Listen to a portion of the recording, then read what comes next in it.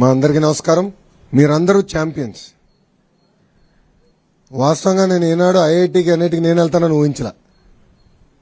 మనకి అది అవుదులే, వేరే యూనివర్సిటీస్కి వెళ్తే బెటర్ అని నేనైతే అనుకున్నా. కానీ ఈరోజు మీరు కష్టపడి బాగా చదివి మీ వెనకాల ఉన్న తల్లిదండ్రులు గర్వంగా నవ్వుతూ సాధించారు. అందుకే మిమ్మల్ని అందరినీ ఈరోజు ఛాంపియన్స్ అని పిలుస్తున్నా.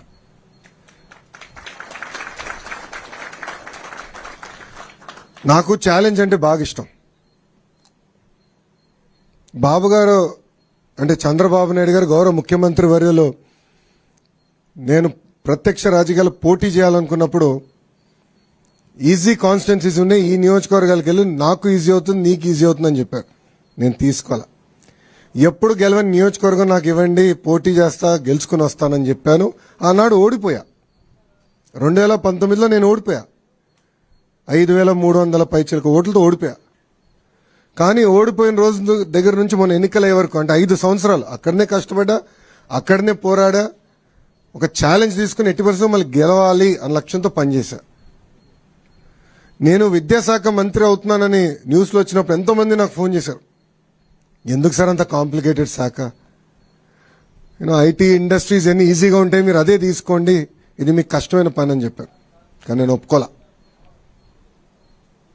ప్రజల జీవితంలో ఒక మార్పు తీసుకురావాలి, కష్టపడాలి, మనలాంటి యువకులు కీలకమైన శాఖలో ఉండాలి, యువత ఎదుర్కొంటున్న సమస్యలు నేను నేరుగా తెలుసుకునే పాదయాత్రలో అందుకే కష్టమైన శాఖ నేను తీసుకుంటాను, ఒక ఛాలెంజ్గా తీసుకుంటానని ఆనాడు నిర్ణయించా.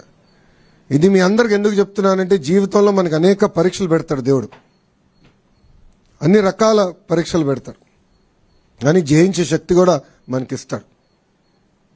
కలిసికట్టుగా మనందరం పోరాడితే ఎవ్రీథింగ్ ఈజ్ పాసిబుల్. ఈరోజు మన ప్రభుత్వం ఒక లక్ష్యంతో పనిచేస్తుంది. పేదరికం లేని ఆంధ్ర రాష్ట్రం. రాబోయే 5 సంవత్సరాలు 20 లక్షల మందికి ఉద్యోగాలు కల్పించాలనేది ఒక లక్ష్యంగా పెట్టుకున్నాం. నేను ఇతర రాష్ట్ర మంత్రులతో మాట్లాడా, అమెరికాలో ఉన్న లెఫ్టినెంట్ గవర్నర్స్తో మాట్లాడా. వాళ్ళందరూ ఆశ్చర్యపోతున్నారు, ఇన్ని ఉద్యోగాలు మీరు చేయగలుగుతారా అని, తీసుకురాగలుగుతారా అని. గతంలో తీసుకొచ్చాం, మేము చూపించాం. గతంలో 5 సంవత్సరాల్లో దాదాపు 7 లక్షల ఉద్యోగాలు తీసుకొచ్చాం. సో ఒక లక్ష్యంతో పనిచేస్తున్నాం. దాంట్లో భాగంగా కేజీ నుంచి పీజీ వరకు విద్యలో సంస్కరణలు తీసుకురావాలి, మార్పు తీసుకురావాలి లక్ష్యంతో ఒక బాధ్యత నేను స్వీకరించాను. బాబు గారు ఎప్పుడు ప్రజల పరిపాలన ఉండాలని చెప్తారు. మా అందరికి కూడా మినిస్ట్రీస్ కేటాయించిన తర్వాత మేము అందరం కలిసాం.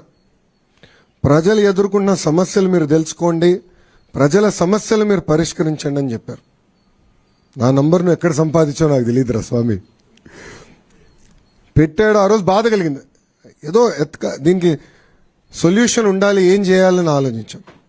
నాకు మెసేజ్ పెట్టినండి, నేను ఇమ్మీడియట్గా నా ఓఎస్డీ గారు చెప్పా, శశి సార్ని లేపాను, ఎటోగా సొల్యూషన్ ఎతకాలి. అప్పుడు నిధి గారు ఏకంగా జేఈతో డైరెక్ట్గా మాట్లాడి ఏం చేయాలి, పరిష్కారం మార్గం ఏంటని ఎత్తుకాం.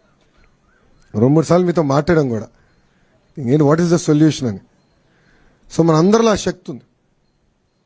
సో ఈ ప్రభుత్వంలో చాలా స్పష్టంగా ప్రజలకు కావాల్సిన ప్రభుత్వం, ప్రజలకి జవాబుదారీతనం ఉండాలి, అందుబాటులో ఉండాలి.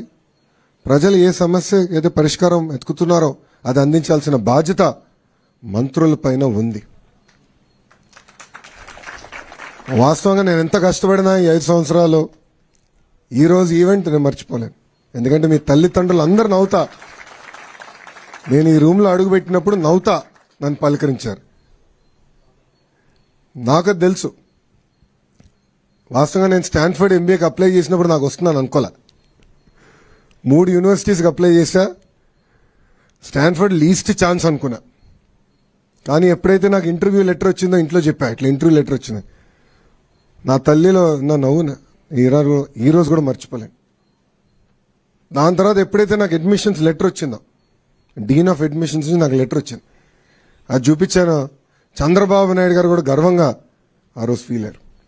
సరే అట్లానే మీ తల్లిదండ్రులు కూడా ఎంత గర్వంగా ఉన్నారో వెనకాల నేను చూస్తున్నా. నిజంగానే నాకు చాలా సంతోషంగా అనిపించింది. వాస్తవంగా ఇంకా నేను సెటిల్ డౌన్ అవ్వలా. మా శాఖలో తల్లెక్కడుంది తోకెక్కడుంది ఎత్తుకునే చాలా టైం పడుతుంది, అంత గందరగోళంగా ఉంది. ఇప్పుడిప్పుడే సమీక్షలు చేస్తున్నాను. కానీ ప్రజల సమస్యలు పరిష్కరించాలి, మీకు అందుబాటులో ఉండాలి, ప్రజల జీవితంలో ఒక మార్పు తీసుకురావాలనేది మా లక్ష్యం. పేదరికం లేని ఆంధ్ర రాష్ట్రం సాధించాలంటే ఇలాంటి విద్యార్థులు బాగా చదవాలి, మంచి ఉద్యోగాలు తీసుకోవాలి, మళ్ళీ పేదరికం నుంచి శాశ్వతంగా బయటికి రావాలి. ఒక ఇంగ్లీష్లో సామెత ఉంది, రోజు ఒక చేప ఇచ్చే బదులు చేప ఎట్లా పట్టాలో నేర్పిస్తే అతను బాగా పైకి వస్తాడని. అది మా ప్రభుత్వం లక్ష్యం. సంక్షేమం చేస్తాం కానీ శాశ్వతంగా పేదరికం నుంచి బయటికి తీసుకురావాలంటే దాని మార్గం ఒక్కటే, విద్య ద్వారా.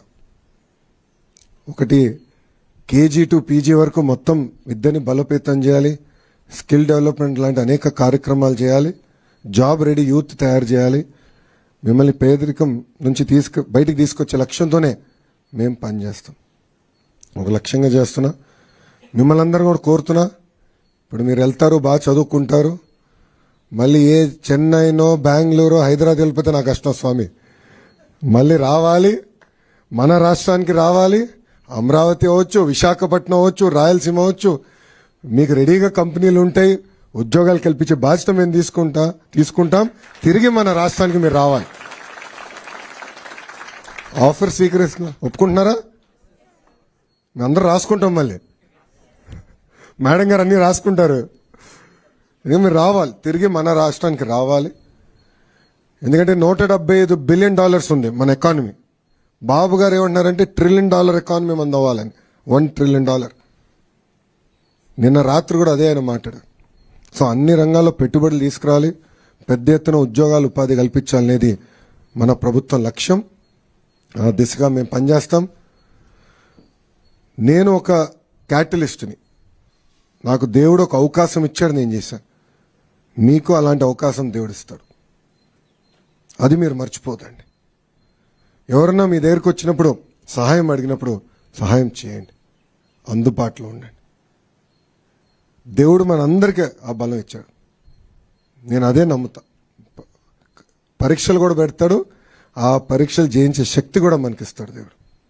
సో దయచేసి ఇది గుర్తుపెట్టుకోవాలని మిమ్మల్ని అందరినీ కోరుకుంటూ, నా పక్కన కూర్చున్న మూనా శశి గారిని, నిధి మేడం గారిని నిజంగానే I'm very very thankful for you sir and madam. ఎందుకంటే వీకెండ్ అయినా పర్సనల్గా తీసుకున్నారు ఈ ఇష్యూ, పర్సనల్గా తీసుకుని, ఎందుకంటే మంత్రిగా నేను చెప్తాం ఒకే ఎత్తు, మళ్ళీ వాళ్ళు పని చేయాలి, కానీ కలిసికట్టుగా పనిచేశారు. ఇది దీనికి సక్సెస్ అయిన కారణం కూడా వీళ్ళిద్దరని సభాముఖంగా మీ అందరికి తెలుపుకుంటూ, వాళ్ళని నేను అభినందిస్తూ, ఒకసారి మీరు ఇంట్రడ్యూస్ చేయండి, తర్వాత ఒక ఇంటరాక్షన్ ప్రోగ్రామ్ పెట్టుకుందాం. ఓకేనా? థ్యాంక్ యూ అమ్మా. జై హింద్.